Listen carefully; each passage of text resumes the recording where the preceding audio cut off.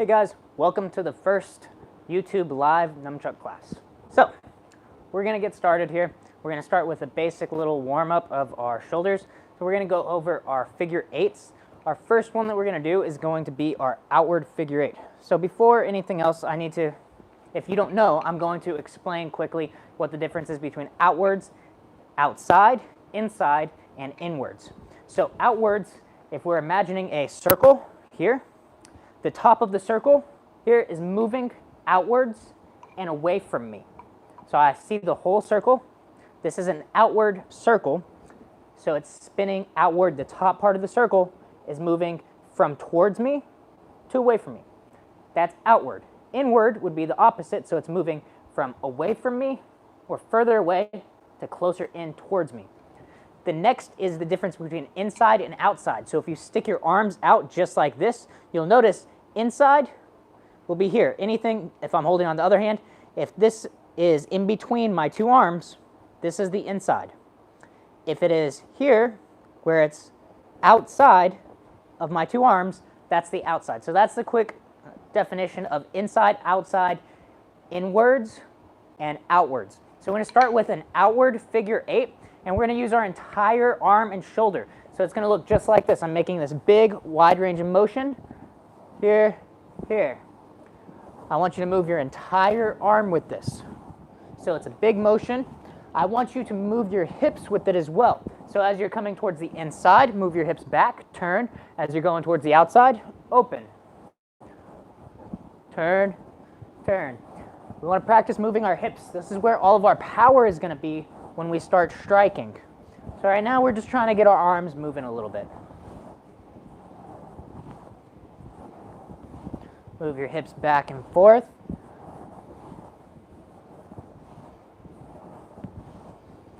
All right, now from here what we're going to do is we're going to make the outward figure eight a little bit smaller. So instead of using my shoulder, I'm going to use more of my elbow. So it's still kind of big, but a lot of the movement is coming from my elbow. Obviously, I still have to raise a little bit in my shoulder, but it's not this giant motion with my shoulders. Make sure as you're doing this, you're not hitting your ceiling or a lamp or anything else that's around you. You don't want to break stuff. Just don't break anything. It's fine. Here, move right at the elbow. So hopefully you're able to get this down pretty easily. And then we're going to move on to the next one, which is even smaller, and it's going to be at the wrist. So now you see how my elbow is only moving side to side. It's not these bigger motions at the elbow. It's just moving side to side. Most of the motion is going to be with my wrist, and the movement of the figure eight is much smaller. So if you look at it from the side, compared to here, this is with my elbow, and here, this is with my shoulder. Elbow, wrist. So now what we're going to do is we're going to move from one to the next to the next. And I understand I might be going a little bit fast if this is your first time picking up nunchucks. If you've been playing with them for a little while, this might be very easy for you.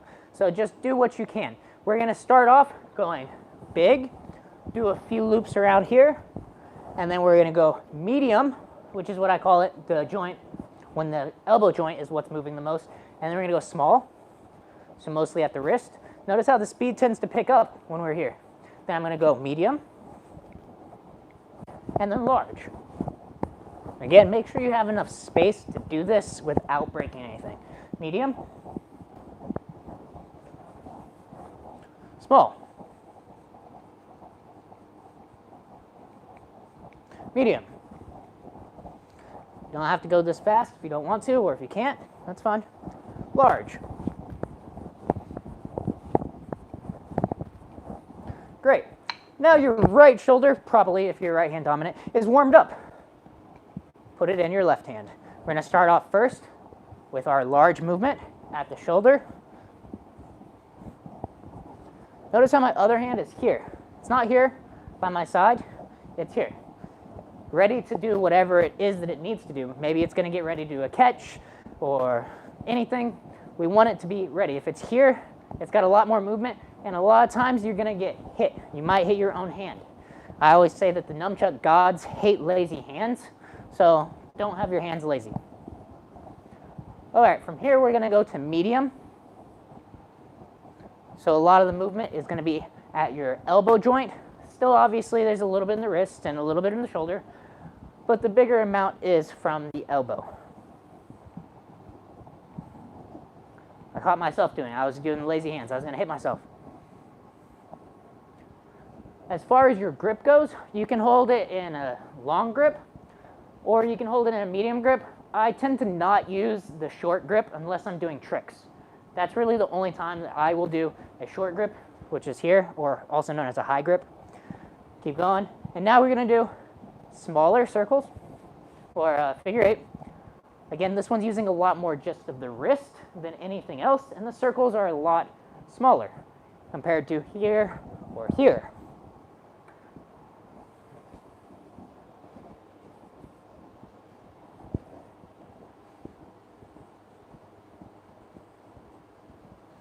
Okay, so now what we're going to do is we're going to go again, starting from our big motion, and then we're going to transition to our medium size,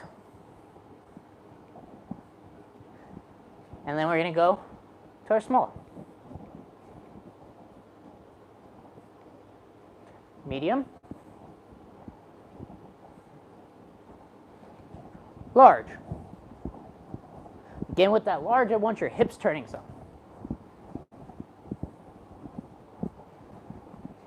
Medium. I tend to not move my hips as much on the medium, and I really don't move them much on the small one. That's fine. It's small motions. It's mostly just in the wrist. You're not going to be striking somebody with a small motion like that. You're typically going to be using a lot larger motion when you strike. And small.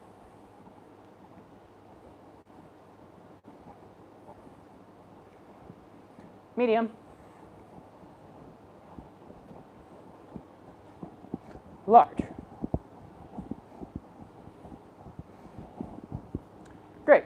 Now go ahead and put it back into whatever hand you started with, probably your right hand. Maybe not, but probably. And we're going to go ahead and we're going to do figure eights inward. So we're doing an inward figure eight. It's going to be the same thing. We're going to start off large. Boom. Big motion at our shoulders. I'm going up towards the inside, up towards the outside, up towards the inside, up towards the outside. Just like this. Do it along with me.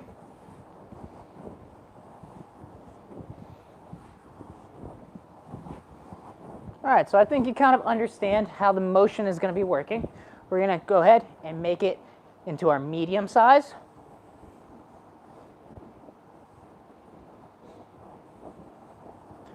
Up towards the inside, up towards the outside.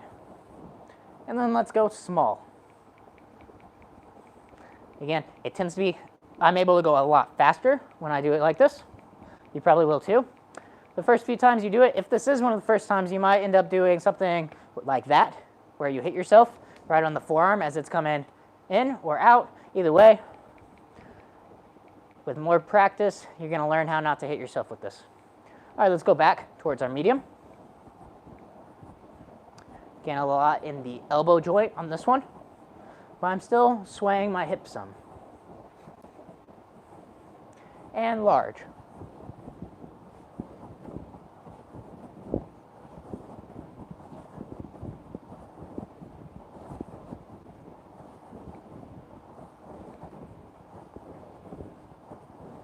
All right, let's go and pass it off to the other one. We're going to start off with the large motion. Up towards the inside, up towards the outside. Using your whole shoulder. Make sure you're not hitting anything. Don't hit the ceiling. Try to flow with it. If you don't have that much space, you might just have to start doing it in the medium size. But if you do have the space, go ahead and get that shoulder nice and moving.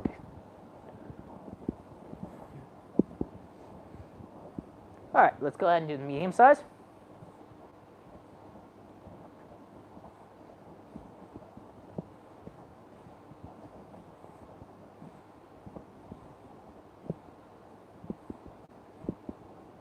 And small.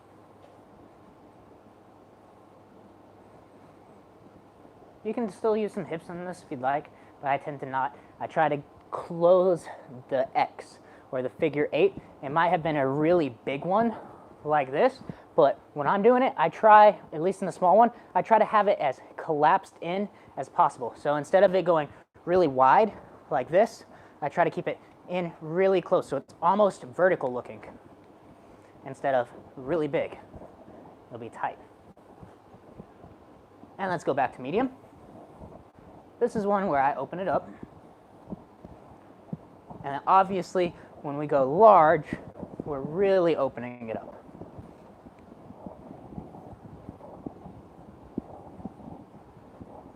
All right, so the next thing that we're going to do is we're going to do what's called a simple up. And all we're doing is simply raising it up. So one of the big mistakes that beginners make with this is they try to go over their shoulder. A simple up doesn't go over your shoulder. It kind of looks like it when I'm here, but if you look, it's actually next to my shoulder. Not on top of my shoulder, it's next to my shoulder. If you go on top of your shoulder, a lot of the times you're going to end up hitting your shoulder blade like this, and you're not going to be able to catch it because it's not here. We want to put our other hand on our tricep, so the back of the arm, and we want to have it just go right into our hand. We want it to be very consistent so that no matter what's happening, boom, I know where it is. If I raise it up, all I have to do is put my hand on my tricep, and I know that chuck is going to land in my hand. And that's the goal. We want to stay very consistent with it. If I go over my shoulder, though, there's no way. It should be hanging off to the side so that you can see it here. Boom. That's when I know I'm off to the side. But if I'm on top of the shoulder, it's not going to work. So what we're going to do is we're going to go right to the side of it. I tend to loosen up my grip a little bit. If you're really tight with this, it might be a little bit harder. You can do it. And then make sure that this chuck, the one that you're holding, touches your shoulder. Boom. Right there. So we don't want to here have this space here where we might strike ourselves. It doesn't feel too good. Obviously, I'm doing that with control so I don't hurt myself because I don't want to hurt myself. But I want to touch this part right here, right where the strings are at. On the inside, you can see the strings. Boom. I want to touch that part to the side of my shoulder. So we're going to do this. Drop it down, raise it up. Drop it down, raise it up. Do this along with me. Let's do it 20 times on one side. Ready? 1. Drop down. 2. Off to the side of the shoulder. 3. Not on top. 4. 5. 6. 7. Again, I'm just putting my hand right on my tricep. 8. 9. If my hand's right here, it's easy to get to it. 10. 11. 12. 13. 14. 15. 16. 17, 18, 19, 20. 17, 18, 19, 20. So maybe I should have said this a little bit earlier, but I hope you realize that my hand returned to the center each time.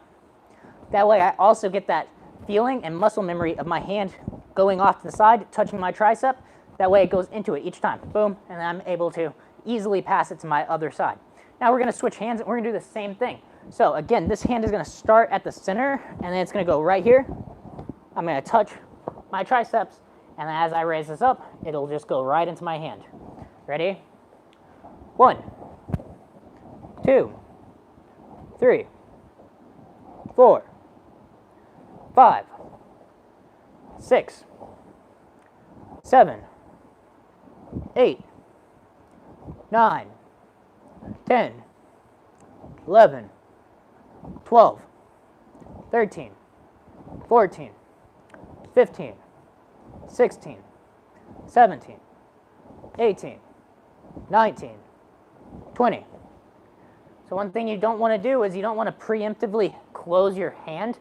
So you know that that chuck's going there, but you want to make sure that you feel it hit your hand. And as it does that, you want to close as soon as you feel the chuck touch. You don't want to try to start closing early and then hitting your fingertips, especially if it's cold. I've done this in the cold, and it hurts a lot when it jams right into your thumb or right into your thumbnail. Do not do that.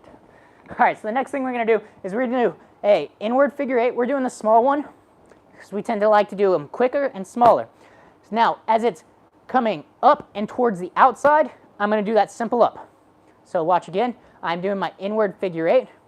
I'm on the inside as the inside circle comes, and it's going towards the outside, up and towards the outside. I do this simple up right here. I'm going to drop back down, inward figure 8, up. Now what I'm going to do here is I'm going to let go with my top hand, and I'm going to do an inward figure 8 on my other hand. And now as I realize it's on the inside and it's going up towards the outside, I'm going to catch it, simple 8. Simple up, not simple 8. Inward, up. You don't want to try to do this when it's going up and towards the center. That's why. Of course, you know, if you have enough control, you might still be able to raise it up, but you're going to feel it's just going to be a lot easier to not go towards your face and to go towards the outside. So we're going to go inward figure 8, up, inward figure 8, other side, up, up. All right, so let's do this. Let's do 20 times. Ready? 1, and figure 8, 2, figure 8, 3, figure 8, 4, figure 8, 5, 6, 7, 8, 9, 10. All right, for these next 20, I want you to get into a horse stance. Ready? Yes, you are. Go, figure 8. 1, 2, 3. Keep your other hand on the center. 4, 5, 6, 7, 8, 9, 10. Great. So that was our inward figure 8, and we went right towards our simple up. So now what we're going to do is we're going to do a front switch. So the front switch is the exact same thing we just did, except for there's no figure 8 in the middle. So I'm here, and I'm going to raise it up towards the other side. Towards the other side. Now, when I do this, I tend to want to drop it down and then raise it up. So it doesn't look much different, but if I don't drop down first and I just come straight across to come up, the angle that the chuck is moving is this really not horizontal, diagonal. So it's like this with my arm, which means when it comes around to the other side, it's coming back on that same angle, but downwards. What I mean by that is if I come here, I can come here. So if you don't change the angle at the end, it's going to be difficult. So if you're not used to doing that, what I recommend you doing is dropping it down first, getting your arm in line with your shoulder, and then raising it up and putting it off to that side. Again, after you practice some, you'll be able to go at this angle, and then at the last second, flick your wrist to make it go straight up. It's a little bit more advanced. If you're not used to that, drop it down first and then raise up. Drop down and then raise it straight up. All right, we're going to do this. This is our front switch. Ready? 1, 2, 3, 4, 5, 6, 7, 8, 9, 10, 11, 12, 13, 14, 15, 16, 17, 18, 19, 20. Good. Now what we're going to do is we're going to add a step to that.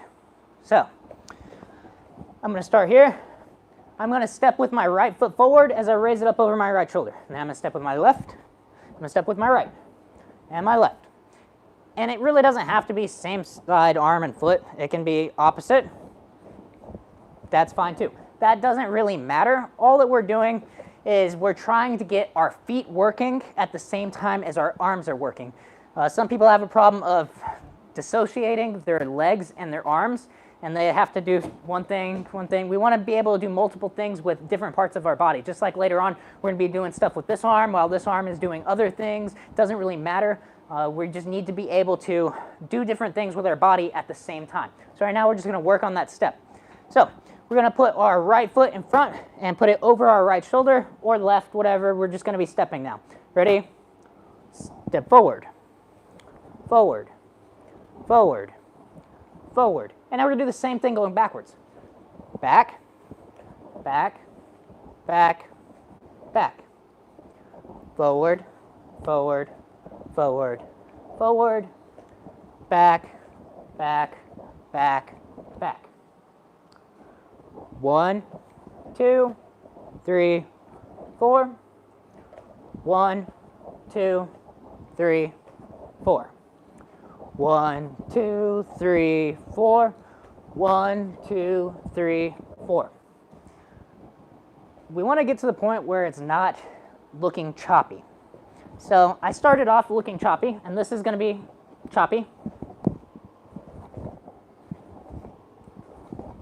But then we want to go to being able to just flow.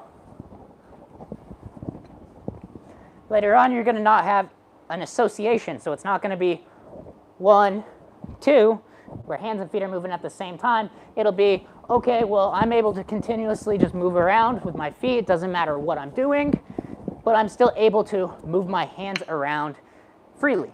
And that's what we want to get to. If this is one of your first times doing nunchucks, though, that can be pretty hard, and especially if you're using wooden chucks, you're probably more worried about hitting yourself than you are about being able to flow freely. So that's just kind of one thing I want you to kind of keep in mind as you're doing this. Now, what we're going to do next is we're going to kind of go back to what we started off with, but we're going to have a different mindset behind what we're doing. So we're going to go like a large outward figure 8, but instead of an outward figure 8, we're going to be striking. So these are going to be large movements. First thing we need to be able to do is control it. So one thing I don't want you to do is boom, and then just whack and hit yourself. We want to be able to throw power into our strikes, but not hit ourselves. So when we do that, we touch this part of the chuck to our body, and it will wrap around. We also want to be able to, at the last second, slow down the momentum as we turn our wrist over. One thing I want you to be aware of is this break in, this is called the break in the wrist, whenever I'm going from here, and then it passes the center line and bends and faces the other direction. So it was facing this way, and then at a certain point, it has to turn and face towards the direction it's going. So it's facing away from the direction it's going, it turns, it's facing towards the direction it's going. We want that break in the wrist, not in the center. We want it over here. So as I'm striking, boom, boom, boom, boom, here's the break in the wrist. If we have the break in the wrist at the center or too early, what's going to happen is you're going to, when you're actually striking something, it won't do it if you're not striking anything, so you'll feel great. But when you're actually striking something, it's going to hit here, and then as you do this, you close the gap in between the chucks, and you get this clapping effect. You'll get that happening, except for your hands in the way, and it hurts. So we want to go past it, and then when it's already about to wrap around, boom, this is starting to cut the corner. Let me show you down here. So as I'm here, as I cut the corner, this is already wrapping around that way, so it keeps a good distance. But if I cut the, or break the wrist too early, this is still trailing, and it'll end up clapping, especially when we hit something and the ricochet bounces it back towards us. I'll demonstrate that in just a little bit, but we're gonna go over this first. So we strike forehand, boom. When I do this, I want my hips turning. I'm gonna lower this just a little bit so you can see my feet turn as well. So I'm here. Notice my hip turned. The knot in my belt is facing that direction. Instead of here, it's here. Notice how I raise my heel up and my knee is pointing that direction also. So I don't want this, I want that. We're gonna turn our hips. So we're just gonna practice that forehand strike. It's called a forehand because, well, it's a forehand motion. If you ever played tennis, you'll understand. So we're here, raise it up over the shoulder, boom. It'll wrap around your body, might hit you on the back just a little bit, but make sure that we're touching this part of the chuck that we're not holding to the side of our body so that it wraps around. From the back, it'll look like this. All right, let's do that 10 times. Ready? Raise up. 1, 2, follow through each strike. 3, 4, 5, 6, turn your hips. 7, 8, 9, 10. All right, let's go ahead and switch to the other side. Raise up. I put my left foot in front now. If I have my left hand is striking that forehand, my left foot's in front. Ready? 1. I'm striking down at an angle. Never strike upwards if you're trying to hit something. I'll explain that at a later time. 2, 3. The break in the wrist is over here, not here. 4, 5, 6, 7, 8. Turn your hips. 9, 10. All right, put it back in your original hand. So after this forehand strike, we're going to raise it up, and we're going to do a backhand strike. Now, one thing that I don't want you to do after the backhand strike, I don't want you to raise it up quickly. So let me demonstrate something real fast. If you've ever done any type of Filipino martial arts where you strike here and then you bring it back up quickly into this chambered position, that's how you get hit in the back of the head. So great with a stick, not great with nunchucks. Be aware of the distinction. We want to here and then slow it down, and then we raise it up. But if I go one motion into the raise, like I mentioned earlier, when it goes down at this angle, on the backside it comes up at the same angle, but opposite. So here, and it'll crack me in the back of the head. I know, I did it. I'm letting you know so you don't have to do it. So we're gonna go forehand, raise up, backhand. We slow down the momentum over here, and then we raise it up. Forehand, backhand. I keep it out there. That way, even if the momentum keeps it going, boom, I'm not getting hit in the back of the head. And then I can bring it in once I feel the momentum stopped. So we're gonna go forehand, backhand, and that's gonna be 1 count. Ready? 1. You can go slow in between, that's fine. 2. 3. 4. 5. 6. Turn your hips. Notice how my back foot on that backhand, boom, turns. Just like a cross, it's the same thing as a cross. This is our jab and cross from nunchucks. 7. 8. 9. 10. Other side, same thing. Left foot in front, over the left shoulder. Go. 1. 2. 3. 4. 5. 6. 7. 8. 9. 10. All right, I'm going to bring my friend out here.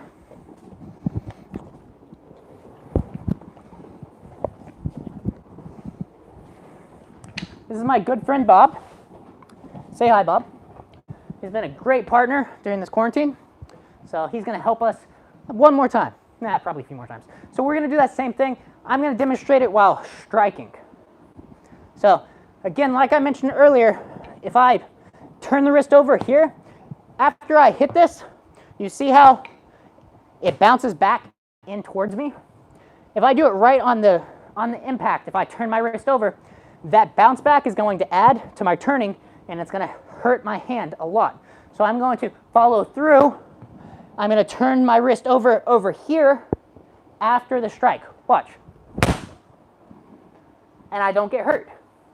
A lot of people get hurt when they're striking with nunchucks because they don't have the proper mechanics for actually striking. So again, I'm following through. Another reason people get hurt when they strike with nunchucks is they're hitting with the wrong spot. Nunchucks are a weapon that has to be very precise. I'm only going to hit with the last 2 to 3 inches.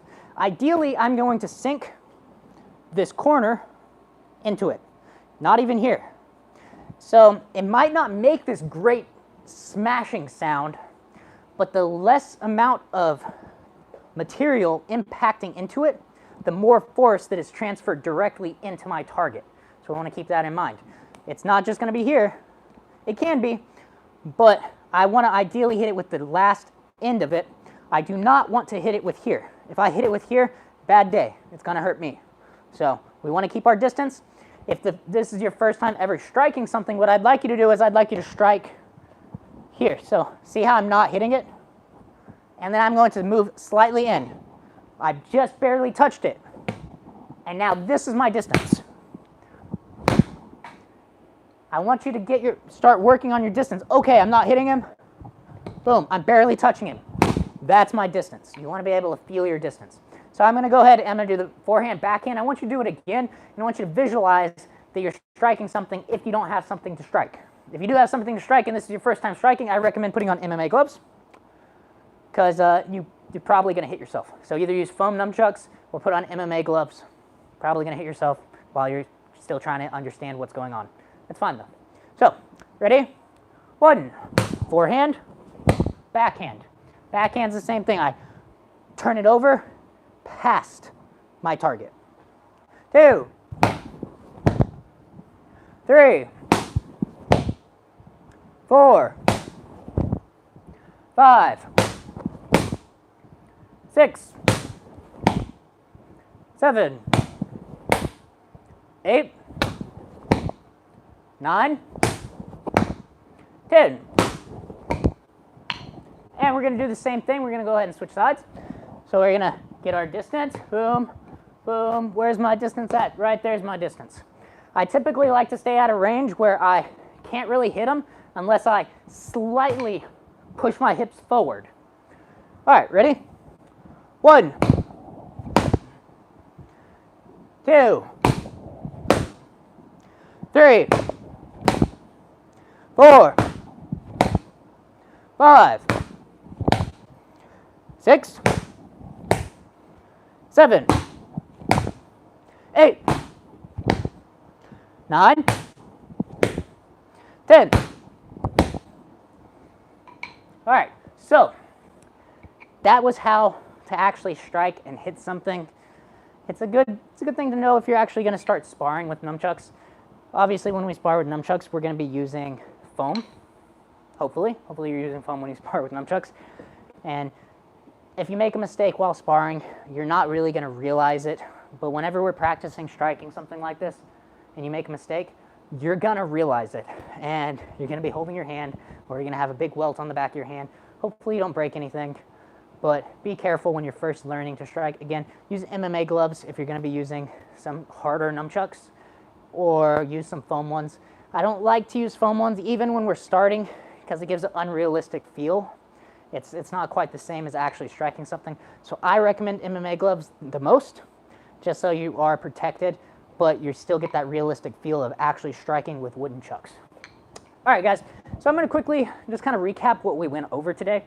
We started off with our big motions for our outward figure 8, and we went to our medium motion, and then our smaller motion. We did that on both arms. Then we did the same thing, but opposite with our inward figure 8, going from our big motion, our medium motion, into our small short motion. After that, we learned our simple up, making sure that we put it off to the side of our shoulder. See, top of my shoulder, side of my shoulder. Not over your shoulder. You're going to end up hitting your scapula. It hurts, and you're not going to be able to catch it. So also make sure that our hand starts from our center line and goes off to the side to be able to catch it. After that, we went our inward figure 8 to our simple up, inward figure 8 to our simple up. The next thing we did from there is our front switching. Practice front switching. Then we practice front switching while stepping forward and while stepping backwards. Again, the most important thing is really just be able to do stuff with your feet and your arms at the same time. It doesn't have to be step, step, robotic. You can do that at first if you need to, but I don't want you staying like that. I want you to be able to fluidly move around. That's going to be the whole goal from there.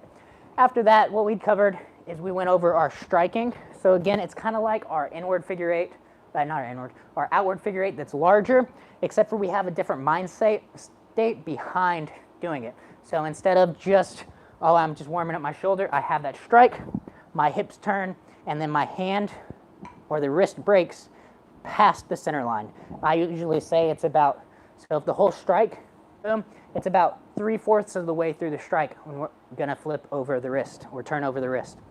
And then I demonstrate it while striking something. Maybe you did, maybe you practiced that, maybe you didn't. Either way, don't worry about it. So I hope you guys enjoyed today's class. I always have fun beating up Bob. I think he appreciates it too. He appreciates being able to help. So I'm going to check real fast and see if there are any comments and any questions.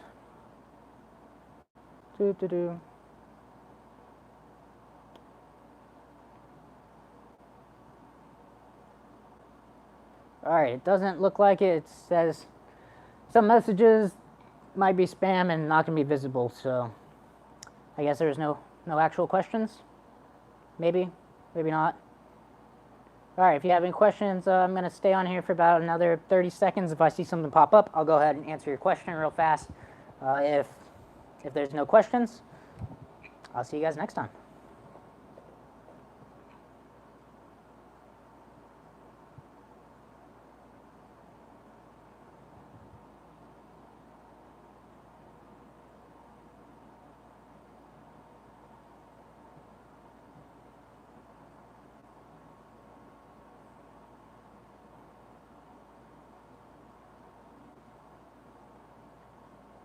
All right, guys, looks like there's no questions, so I will see you guys next time. Keep swinging. Feel free to keep practicing all the stuff that you learned today. Have a good one.